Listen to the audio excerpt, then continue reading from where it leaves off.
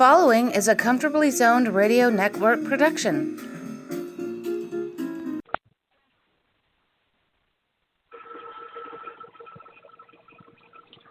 Hello, everyone. Welcome to Comfortably Zoned Radio Network. I'm Rob Deininger, and I'm here with Jack Degraw. And as always, we're talking Yankees baseball. How you doing, Jack? Good. How are you tonight, Robert? Not too bad. Last time we talked, the Yankees just keep on rolling. 7-3 in their last 10 games, and again, they still got a double-digit lead in the American League East. Yeah, I mean the league's the league's been getting bigger. I mean, it's 13 games now over Toronto, and 13.5 over the Red Sox, and 15 over the Rays. It's just ridiculous. I mean, how good they can play. Yeah, I mean, they got a run differential of plus 144. I mean, they're scoring a lot more runs than their opponents this season. Yeah, like we were talking off air. I mean, there's just a lot of, there's a lot of bad teams in baseball, and the Yankees. It's going to come down in the playoffs. The Yankees and the Astros, the games with the Astros are always exciting. Yeah, and like we were talking off air, Houston themselves, they have a double-digit lead in their division, and the Yankees and Houston appear to be the two best teams in the American League by far. Yeah, at this point in the season, they're really playing great, and don't watch for the Red Sox too. The Red Sox started out 10-19, and they've really turned it around the last 40 games. Yeah, and the Yankees. Playing a doubleheader today. They clobbered the Cleveland in the first game, and they're playing them tonight. And they got Nestor Cortez going for him tonight after Cole pitched another great game in the first game. Yeah, Cole's been very consistent. He just had that one hiccup. I think where was it, in Minnesota? He had that one bad game, and he's been consistent. Cortez has been struggling a little bit his last two outings, and he gave up a home run tonight in the first inning. Hopefully he can turn around a little bit. Yeah, and Gerrit Cole, looking at it, I mean, he's 7-2 with a 2.99 ERA. And beginning of the year, I had question marks whether or not he was going to be that pitcher we saw in the second half last year, or would he turn it around? And he's shown everybody that no, he's the real deal. Yeah, except for that one start at Minnesota and the opening day against the Red Sox, he's been outstanding every time out.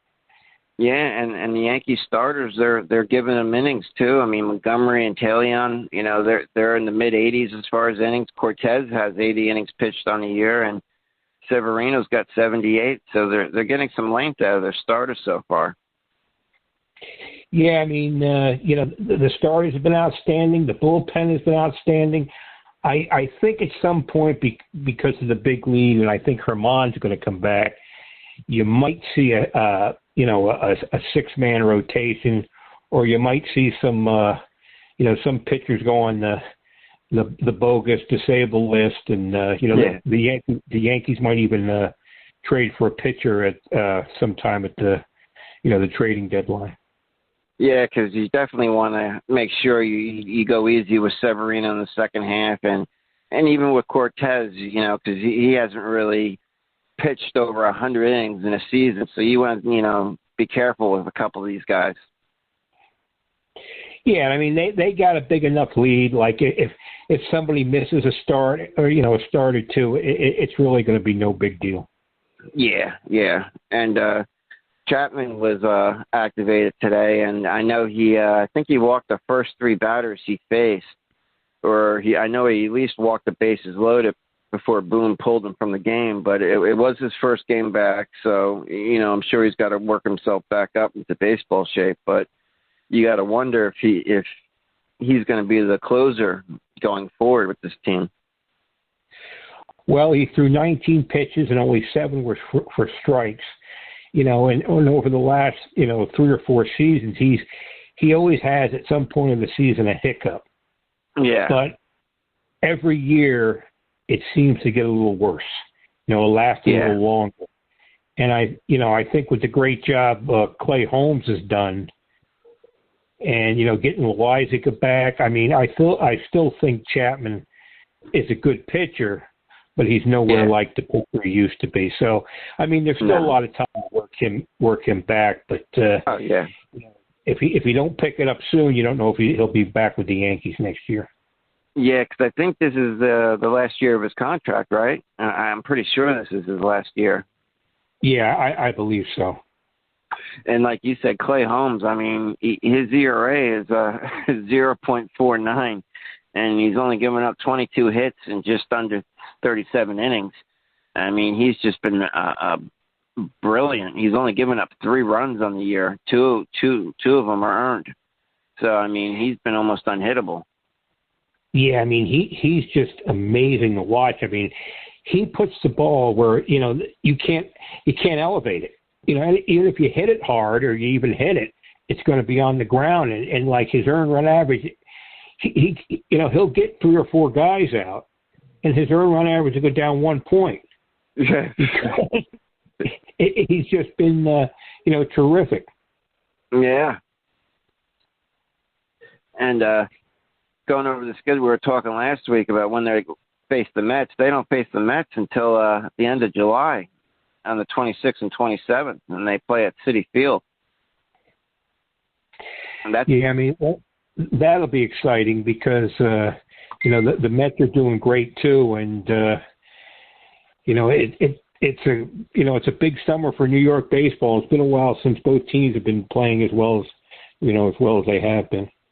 Yeah, and that's one of the reasons I'm looking forward to it. With Buck Showalter being the manager and how hot they start the season off as. I know the Braves are starting to make up some ground against them. I think the Braves are only 2 or 3.5 games back of the Mets, so it could be interesting by the time they play each other. It could be a big series, especially for the Mets. Yeah, it'll be really exciting. Rob, did you happen to see that story? Like with Judge being a free agent. I just remembered it. Freddie Freeman, when he's going to be, he was a free agent with the Braves. He signed with the Dodgers. Yeah.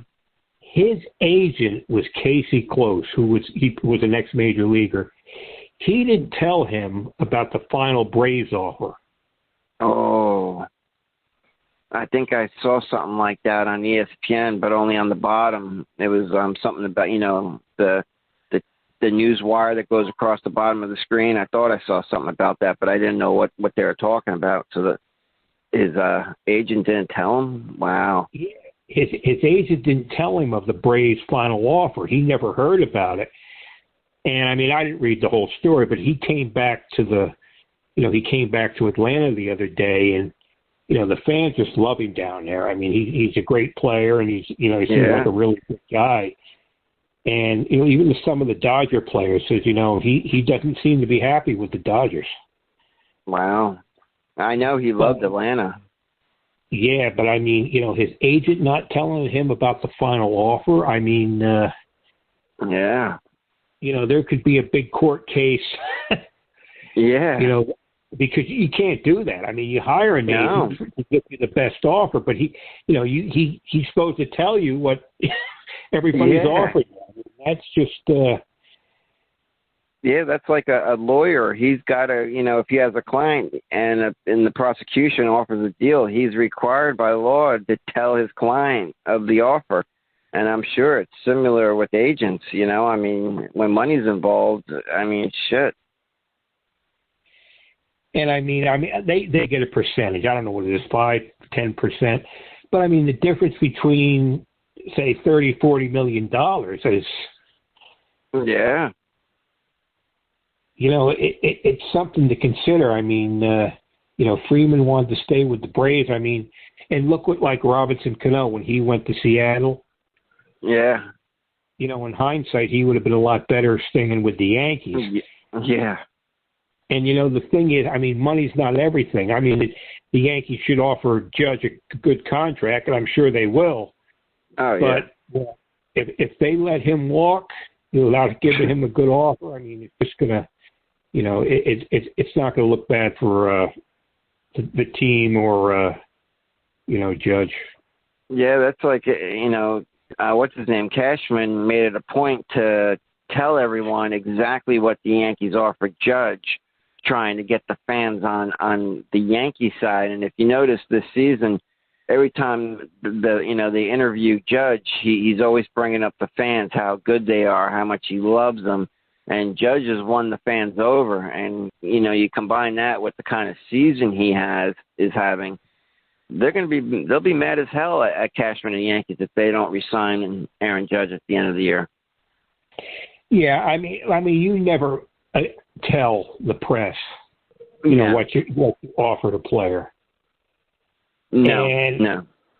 Unfortunately, it seems like a lot of the fans always blame the players, for the price of tickets and why the parking costs so much and the food.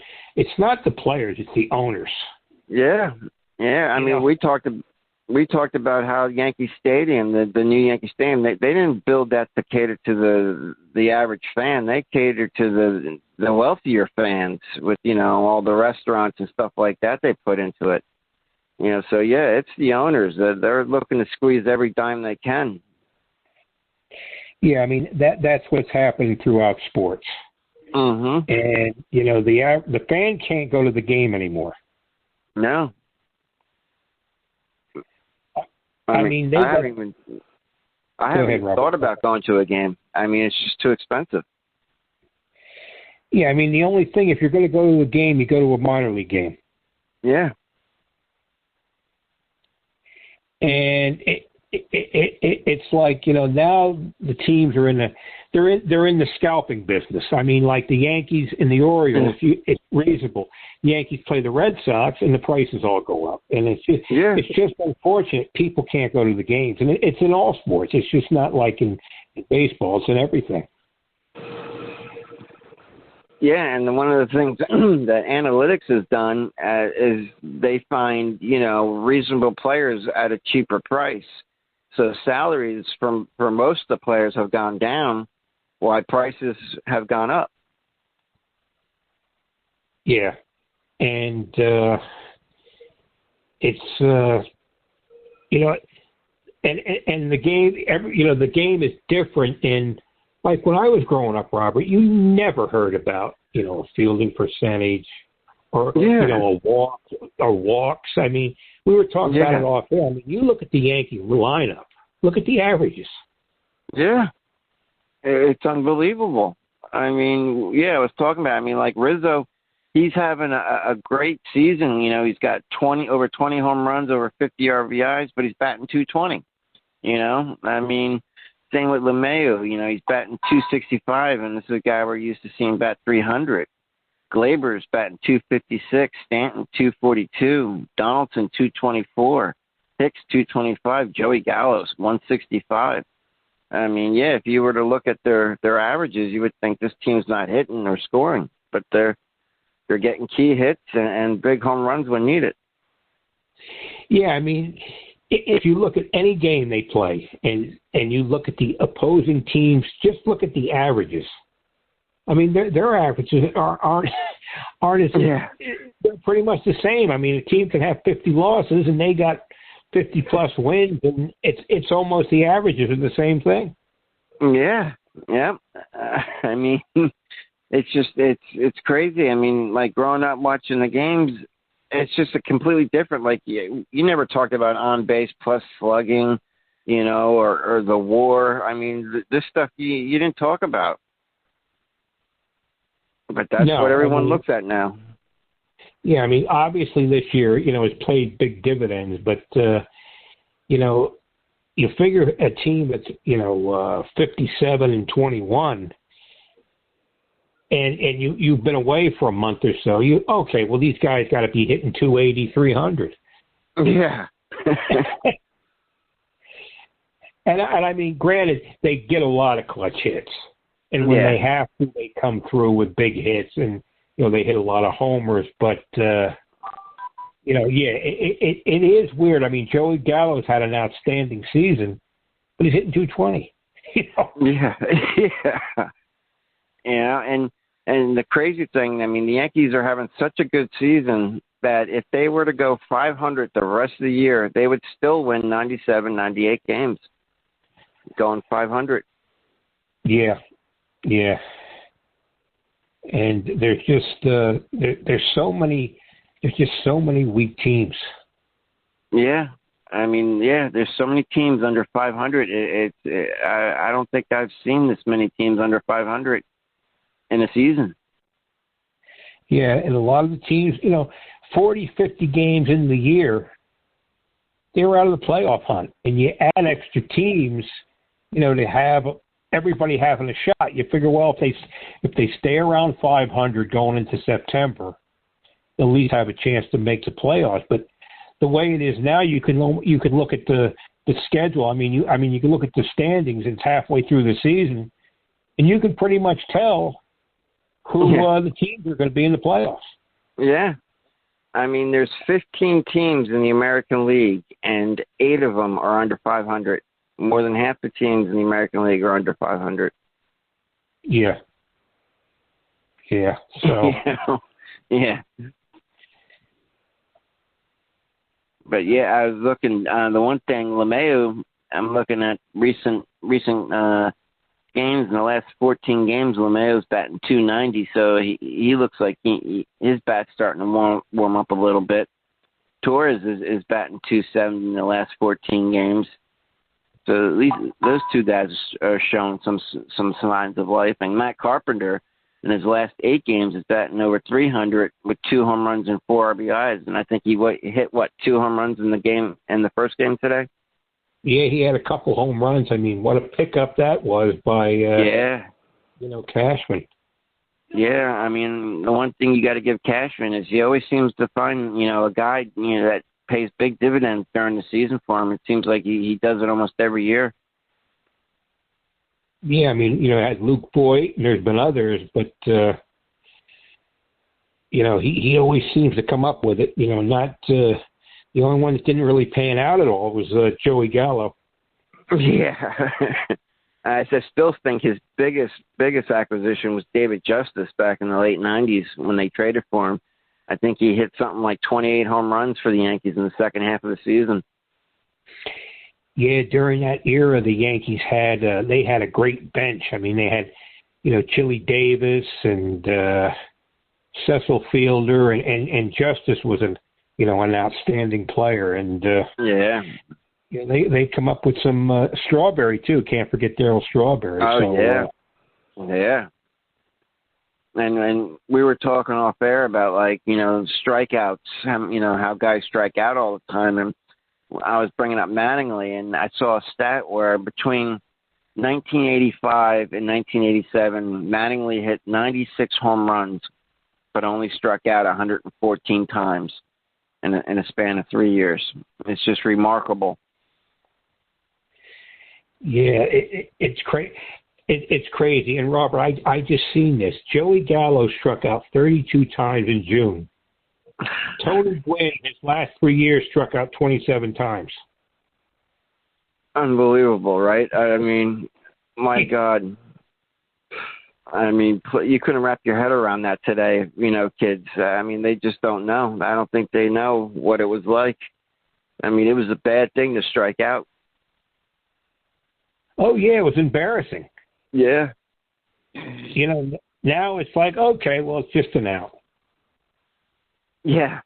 And we were also talking about Mantle. He led the league in strikeouts, I think, 5 times, but the most he ever struck out in a season was 126 times. I mean, that's nothing today. Yeah, and Mickey Mantle always said, for like 4 years, I didn't even get an up at bat. for 6, 7 years, I mean, he walked more in his career than he struck out. Mickey Mantle. And the interesting thing, his last 2 years, Robert, in 67 and 68, he had more walks than he did hits. So something like in 1,050 at-bats, he was on base like 415 times with all the walks. Yeah. It's crazy. Yeah, you're right. He had 1,733 walks compared to only 1,710 strikeouts. He had more walks than strikeouts for his career. Yeah, and the lowest strikeouts he ever had in a season was 32 strikeouts in 1963. Yeah, he was hurt a lot that year. Yeah, he played 65 games. But so I mean, it's just changed so much with the. And then you have, we talked about it. Joey Gallo don't want to change his swing approach. Yeah, I mean, come on, and it still sickens me to hear him say, that he can't do that. He can't make adjustments. He just doesn't know how. I mean, that's a major league hitter supposedly. He can't make adjustments. I mean, it just blows my mind. Well, everybody in the major league, pitcher, fielders, hitters, they have to make adjustments. They just have to if they want to have a long career. Yeah, and I mean, yeah. Well, I mean, Joey Gallo is not going to be around much longer, Robert. As we were talking, I seen in AAA down in Scranton, a lot of scouts have been down there, and they've been looking at Andujar. One of the players they've been looking to is Andujar. Yeah. So there's outfielders and pitchers on the Reds, Oakland, and the Pirates who the Yankees are interested in. So possibly Andujar get traded to one of those teams because he's got a year of, team control. So the best thing to do for that kid to get traded and maybe get 400 or 500 at bats, and then becomes a free agent and be able to make some money. Yeah, because Miguel Andujar this year in AAA, he's got a slash line of he's batting .316 with an on base of .362, 45 slugging with 7 home runs, 27 RBIs, 25 runs scored, 8 doubles, and 45 games. I mean, he's got nothing left to prove in the minors. And I think you're right. I think they're phasing out Gallo and trying to showcase Andujar a little bit. So if they make a move, I think I hope you see Andujar involved in a trade. Yeah, I mean, the Yankees, they treat their minor leaguers good. They have the first-class facilities and stuff. But, you get in the Yankee organization, and they got so many, these long-term contracts and these big-name stars, and this has been going on forever. Yeah. You're stuck in the minors. You're not going anywhere. You're better off going somewhere else. Oh, absolutely. And Andujar, I guess, reiterated to reporters that he prefers to keep his conversations with the organization private, but he reiterated that he wants to play at the big league level. So, he requested a trade, and I think you'll see the Yankees try to move him if they can acquire somebody. Yeah, he's like the old saying, you don't get off the island with the bat on your shoulder. He's got to be aggressive, and that's the way a lot of the Dominicans were, and from other countries, the islands, they were aggressive. They swung the bat. They went anything that looked good. They went after. They weren't looking to walk. They were looking to hit the ball. And with analytics now, the walks are as important as the hits. And Andujar's just not that kind of hitter to be successful. Yeah, yeah. His rookie year, he went up there and he was swinging, and even the opposing team would go up to the top step of the dugout just to watch him hit. People, they love to see him what they call, I guess, rake. So he's an aggressive hitter at the plate. But he is a guy who needs at bats. He needs to be in the lineup every day to be productive. That's not happening with the Yankees. Hopefully in a month, we'll hear he goes to another team. Yeah. And what do you think that they're looking for? Another outfielder and possibly another pitcher who can start as well as come out of the pen? Yeah, I think with the Reds, there's a pitcher, Castillo. They were looking at. A couple of teams have been looking at it. I haven't really been following it too much, but the teams to look for are the Pirates, the Reds, and like Oakland eventually is going to have a fire sale because they're look like they're going to Vegas, and they should announce in a couple of weeks. They're leaving Oakland, so they should have maybe 20 or 30 people the last month of the season going to their games. But they're unloading a lot of players. Yeah, and I just saw that Loizaca's thrown live BP today, and Domingo Herman has a rehab start with Double-A. Yeah, so these guys are going to come back soon, and like we keep saying, like Severino and Cortez, and so there's no reason to overwork these guys. They can miss a start here and there, and you don't want to put too much stress on their arms. And Domingo Herman, I know he's had some problems off the field, but I mean when he's healthy and pitching, he's been a really good pitcher for the Yankees. Yeah, I mean the one year he had he had the 18 wins and he almost had that no hitter up in Boston, and he's got electric stuff, and so Loizaga. I mean he has a tendency to get hurt a lot, but he's got terrific stuff too. Yeah, I mean, Loizaga this year, he struggled a bit this year. Do you think maybe he was hurt or at least not feeling right up until he went on the IL?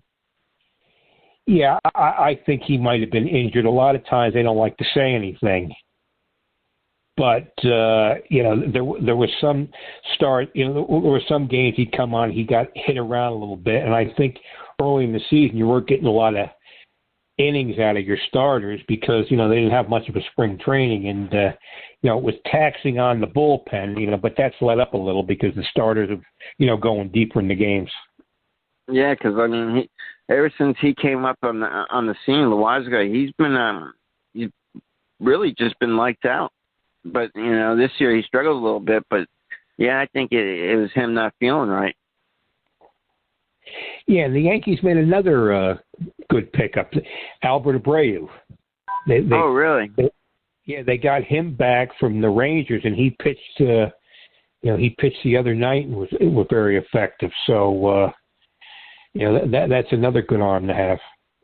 Yeah, I'm looking at Loizaka's stats. I mean, in 2020, he 3-0 with a 3.52 ERA, and 2021 he was 9-4 with a 2.17 ERA, and this year in 18 games he was 1-2 with the 7, just an ERA just over 7. And I think it had more to do with the way he was feeling. But I like Loizaga. I mean, people were talking about him maybe being a future closer for the Yankees. His stuff was so good.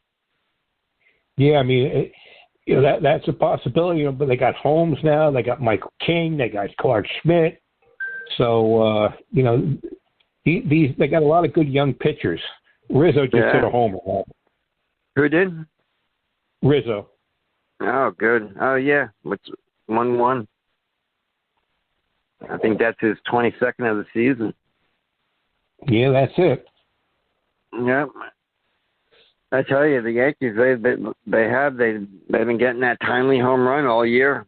I mean, I think it was the other night, Judge had a 3-run homer and Stanton had a 2-run homer, and the 5 runs are good enough to win the game. They've been getting those home runs when it counts. Yeah, I think last weekend, Rob, that series against the Astros, Judge got a couple big hits, game-winning hits. Yeah. You don't want the Astros to come into Yankee Stadium and win 3 out of 4. I mean, they know that the Yankees on Saturday, but that's their big nemesis has been the Astros. Yep. Oh, Stanton just hit a home run. Oh, gee. Yeah. And when they hit them, they start hitting them in bunches.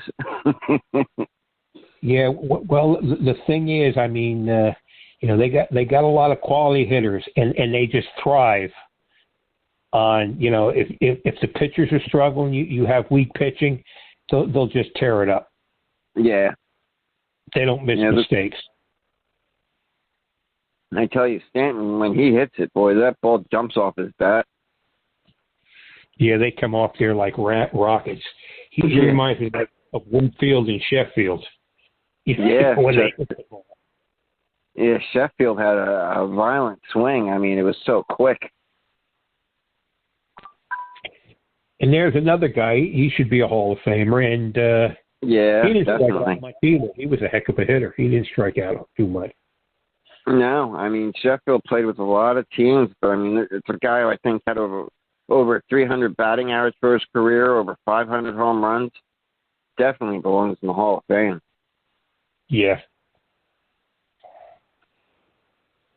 Did you see that article I sent you a couple of weeks ago, Robert? They were talking about Mattingly, being in the Hall of Fame. No, I didn't read it, but I was going over a lot of his stuff today, and I really do think he's someone that belongs in the Hall of Fame. I mean, just some of the things he accomplished in that from 83 to 89, even 90 is just remarkable. Yeah, like with the injuries and him, like losing power late in his career, that really hurt a lot. But I was thinking, now that he's managing, I mean, Joe Torre had great success with the Yankees. But, I mean, Mattingly as a manager has like 850 wins, and he's been in the playoff 4 times. And, so I think if he continues to manage and maybe he gets a championship as a manager, I mean, with the Marlins, it ain't going to happen. But no. But, if he can win over 1,000 games and stuff, and, that might help his Hall of Fame credentials, too. And the players in Miami love him. I mean, he's well loved and respected down in Miami. I mean, and then everywhere he's coached, players have nothing but, great things to say about him. Yeah, I mean, he's one of the most popular Yankees ever, and he had a great work ethic, and he wasn't like he was just an average built guy. Yeah. But he was a great fielder, outstanding hitter, quick wrist, and he played the game the right way. He was like the generation of the 80s. He was their Mickey Mantle and Bobby Mercer, and now they're Aaron Judge. Yeah. And the one thing about Mattingly that I didn't know was the 9 Gold Gloves that he won at first base. That's the most all time for a first baseman in the American League. No other first baseman in the American League has had 9 Gold Gloves at first base. Gee, I didn't know that, Robert. That's quite a stat. Yeah. And another stat that, with the Yankees have had so many legendary players, and the fact that Mattingly holds the Yankees single season record for hits and doubles in a season is to me, I find out, remarkable. When you got guys like DiMaggio and Gerrit and Mantle, and Mattingly is the one who has the most hits in a season and the most doubles. Yeah, there was a stretch there for 3 or 4 years. He was the best player in the game. If not, he was right up there 2-3 because he was terrific there in the mid '80s. Yeah, I mean, in '84, him and Winfield were going for the batting title on the last day, and I think Mattingly was trailing Winfield by maybe a point, and Mattingly went 4 for 5 that day, and Winfield went 1 for 4, and Mattingly won the batting title with a .343 average in his second year as a full-time player. Here's another thing I just read, Robert. Casey Close was also the agent for Derek Jeter. Really? Yeah. Wow. So there's a lot to the story that. Yeah. I mean, Freeman has to be behind the scenes a little ticked off at his agent. I wouldn't be surprised if they part ways at the end of the year. Well, he fired him. He got rid of him. Oh, he did fire him. Oh, yeah, but I think you're gonna see a lawsuit. Oh, definitely. You're going to see a lawsuit, and if Casey Close is found, he did all this. I mean, who's going to want to work with him? Yeah, I mean, yeah, right. I mean, you if you can't trust your agent, yeah, he's not going to have many clients. No. And the Braves this year when they went to L.A., Freddie Freeman had his young son there, and when his young son saw Dansby, the player for the Braves, he went running up and hugged him. And I think he calls him Uncle Dansby or something like that, and he's his favorite player over his father.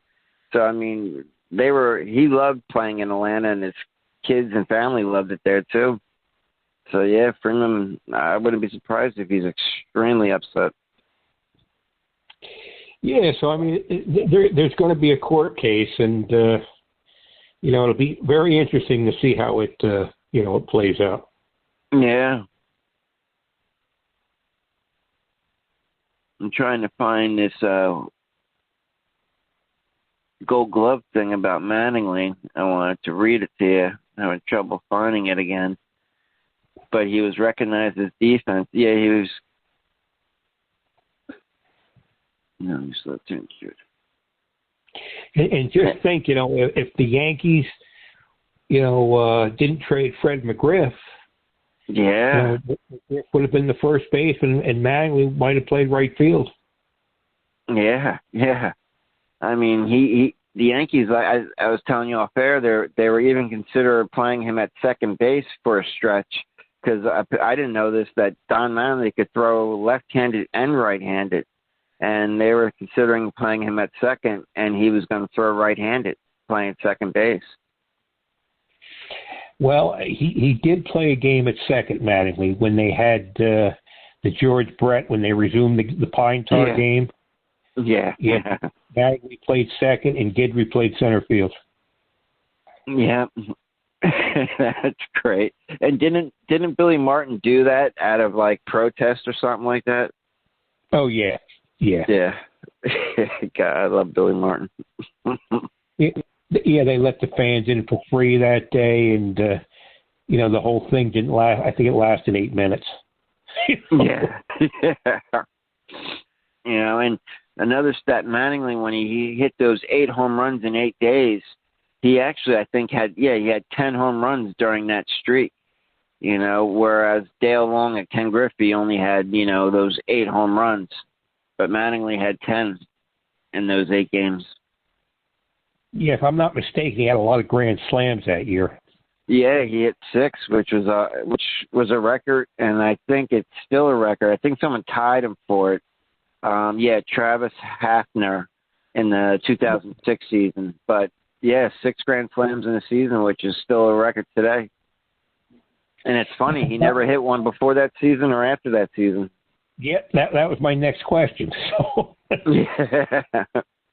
Yeah, that was a magical season. I mean, 6 grand slams, 8 home runs in 8 consecutive games.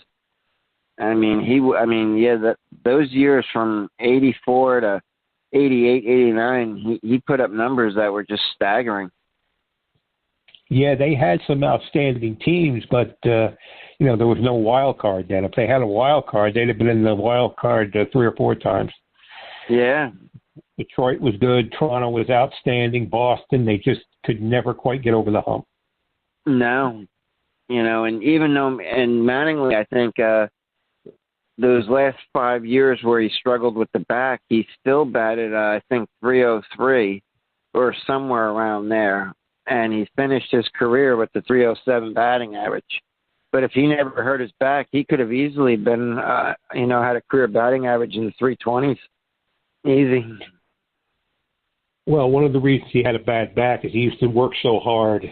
Yeah. Hitting off the tee, taking batting practice, and it just destroyed his back. And Mike Pagliarulo, used to follow Mattingly's lead, and he used to take a lot of batting practice. And eventually, he hurt his back too, and he never was the same hitter he was with the Yankees. He went to the Twins and they won the series, but he was never the same hitter again either.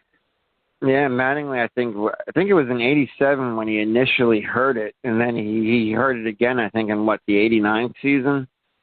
And after that, it was just, it's just too painful. But one thing about Mattingly, he never made excuses. He never made excuses for his play. Yeah, he was still an excellent player, but he just, the power wasn't there. No. I mean, in '84, 110 RBIs. Then he followed it up with 145, 113, 115. He led the league in doubles 3 straight years in '84 with 44, then followed it up with 48, and then in '86 he hit 53, which he passed Lou Gehrig, who had 52. Yeah, he was just a doubles machine. Yeah, and they always had men on base. You had Ricky on base all the time, and Randolph. Randolph and Winfield, and Pags had some big years, and Don Baylor. So they had a lot of hitters. Yeah, and when I think of Mattingly, I always think about when he hit doubles, he hit a lot of them down the left field line. He didn't pull a lot of them. He hit them the other way down the line. He could take a ball outside and then just line it to left field down the line. Yeah, that's the hitters you like to see. They can hit the ball around. It's not like they all swing for the fences. Yeah, him, Tony Gwynn, Wade Boggs, George Brett, they were great at going the other way. Yeah, that's why they were, terrific hitters. Yeah, and I was that Mattingly the Major League Baseball Network. They had a documentary on Don Mattingly, and it was his idea to bring in Wade Boggs. Him, Buck Showalter. They wanted to bring in guys that wanted to win, wanted to compete every day, and it was Mattingly who suggested Wade Boggs to Buck Showalter. I never knew that until I watched that documentary. Yeah, talent knows talent. Boggs was terrific, and they brought in Chili Davis. He was, a big veteran presence. Cecil Fielder, Strawberry coming off the bench. Those teams were loaded. They didn't win all those World Series by accident. No, and I remember being a little kid, and I was a big fan of Roberto Clemente, and I was actually upset when they traded him for Paul O'Neill, but it turned out to be one of the best trades they could have ever done. Yeah, Roberto Kelly was a good player. He had a good career, but I think one of the things with Paul O'Neill in Cincinnati, you're playing for your hometown team, but from what I understand, Lou Piniella wanted to change O'Neill's batting style. Really? And he hit .259 in Cincinnati. He had some good years, but when he come to the Yankees, they just said, hit like you want to hit. And he won a batting title, and he averaged, I don't know, I think he hit like .312 for the Yankees over his career. But, getting O'Neill was like, that was a big piece of the puzzle in all those championships. He was a warrior, and he was a terrific player. Yeah, and I'm glad they're retiring his number. It's, long overdue, I think. Yeah, I don't know what kind of numbers the Yankees are going to have. I think you're going to get the hundreds eventually. Right? They've had so many, terrific players. For all the numbers they retired, there's probably 20, 25 more you could retire. So. Oh, right. Yeah. It's just, it's just incredible. Yeah, Jorge Posada. He's another one number you could retire. He was hugely important for their run. Yeah, unfortunately, Robert, he was off the Hall of Fame ballot after the first year. Oh, really? Yeah. I didn't know that. Wow. Yeah, it's like that ballot was loaded. There was a lot of really good players. Personally, I think with the Hall of Fame, when they're retired for 5 years, they're on the ballot. But there should be something like if a guy played 10 years and has 80 wins and 90 losses, don't even put him on the ballot. Yeah, right, yeah. It's like, okay, well, somebody played 15 years and they were a reserve infielder and they hit 214. I mean, they don't have to be on the ballot, Yeah. And, like, with the way the game's going now, you're never going to see a pitcher ever reach 300 wins again. At least I don't think so. Do you think maybe down the line that could change, help certain pitchers get in, like an Andy Pettitte or Mike Messina? Well, yeah, they got Messina's in, and Pettitte is right there on the, he could possibly get in because he was fantastic in the playoffs. But I think nowadays, I mean, with the, they limited innings, they throw so hard, they don't pitch as long. I mean, you might not see too many 200 game winners. Yeah. And you might, maybe the criteria is going to be 150, 175. Yeah. The way things are going, yeah. I mean, you look at who's the big pitcher for the Mets now? I mean, there's Scherzer. Who's the other guy? DeGrom? DeGrom, yeah. What has he got? Maybe 75, 80 wins?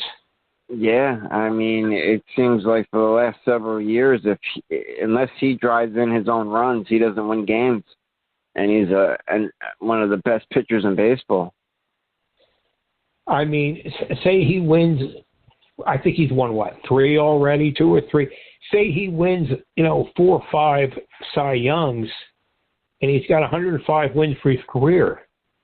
Yeah. Yeah. It's unbelievable. Yeah. Yeah, I want to pull up his stats because, I mean, the Mets, for some reason, he's 77 and 53 for his career so far right now, and he's played 8 years. Now, how many Cy Youngs he got, Robert, to say there? I think he's definitely got one. I know he's got one, but I don't see. I wouldn't be surprised if he has 2, but he definitely has one. Yeah, but I know he's looked at as probably the best pitcher in the game for the last couple of years, but he's always hurt. So, I mean, there's a guy who can get a bunch of Cy Youngs, and if you don't have a lot of wins. Yeah, I mean, he averages 13 wins a season, but he's hurt a lot. Well, it changes the argument. One of the things is, okay, a guy played 20 years, and maybe he wasn't, the top player at his position any time, but he accumulated big numbers. And I think one of the arguments is if somebody can stay healthy for that many years.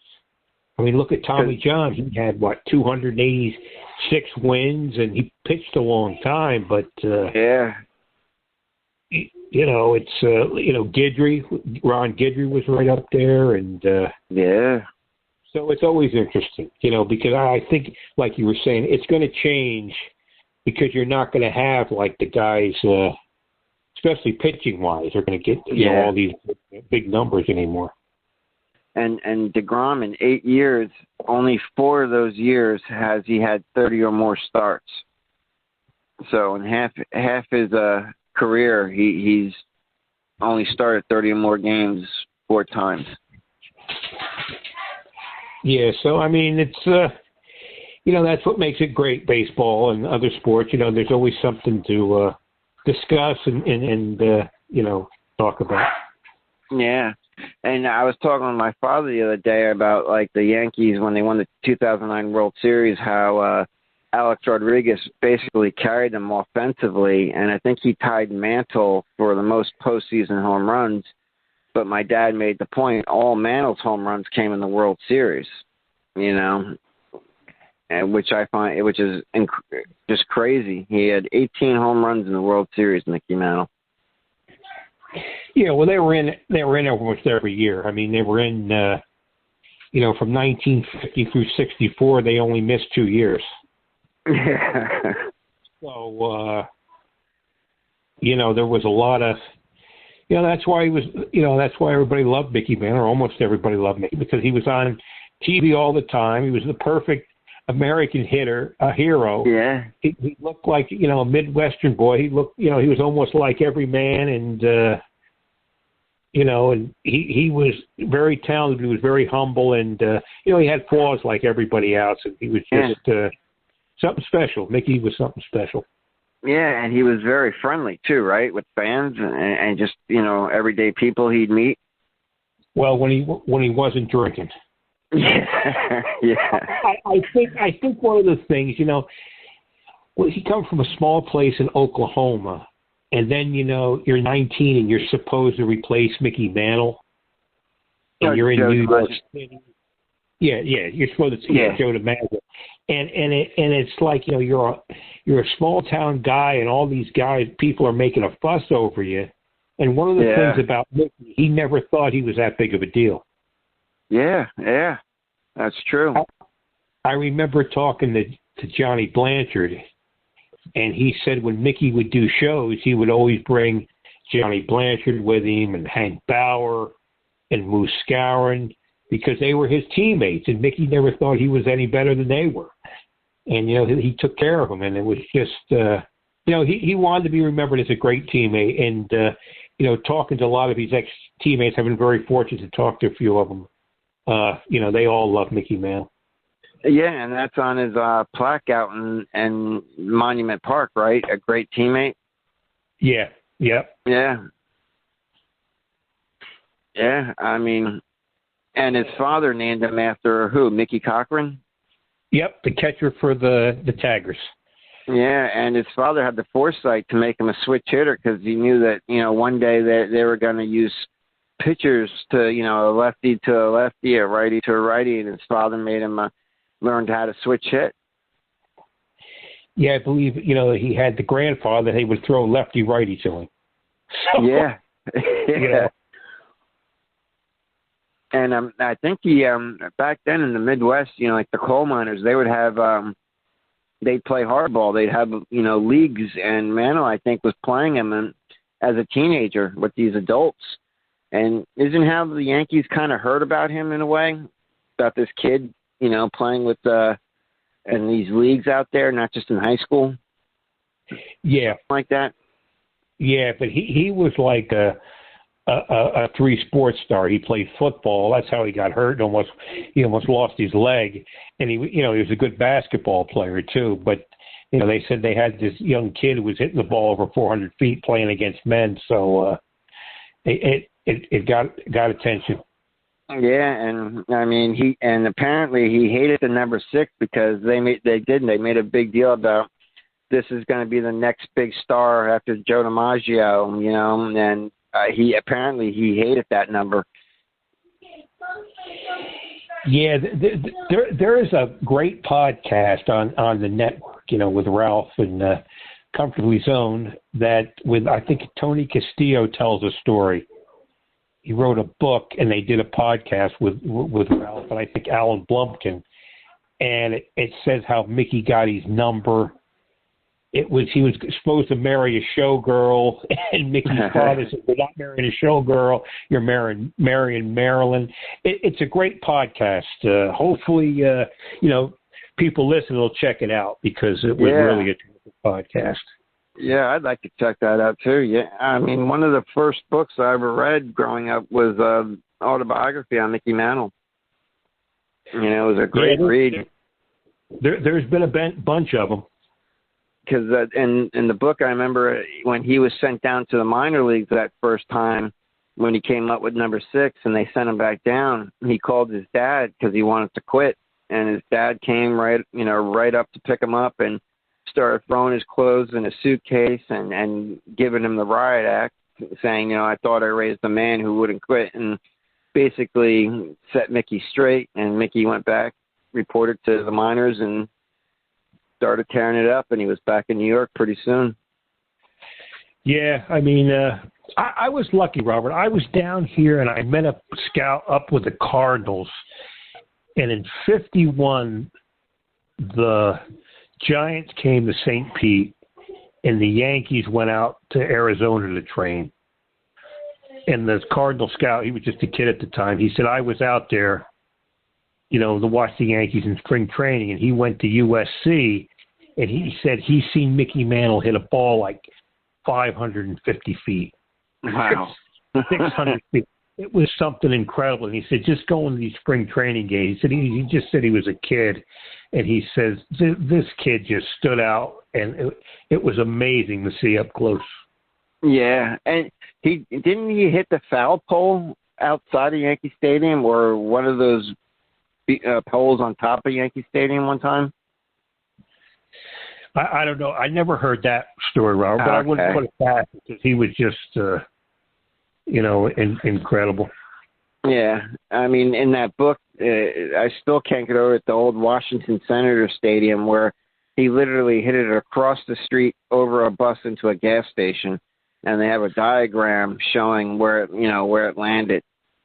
I mean, he just had some raw power that was unlike anything at the time. Yeah, that was Old Griffith Stadium. Oh, is that the name of it? Yep, Old Griffith Stadium.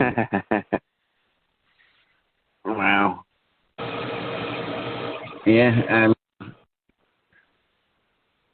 Mantle, I'm looking at some of his stats. He was 20-time All-Star, 7-time World Series champion, 3-time American League MVP, Triple Crown winner. The proceeding has been a comfortably zoned network production.